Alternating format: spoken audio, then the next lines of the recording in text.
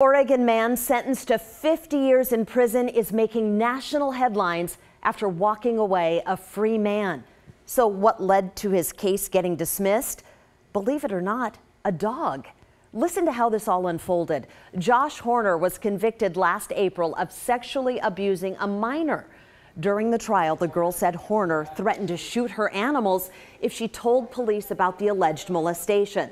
Well, she testified under oath that she saw Horner shoot and kill her dog to make his point. Horner insisted he didn't do that. After his conviction, he asked the Oregon Innocence Project for help, and yesterday they found the black lab living with its new owner in Gearhart.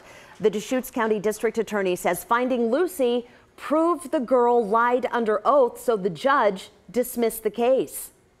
Well, I cannot say with certainty that Mr. Horner did not sexually abuse the named victim.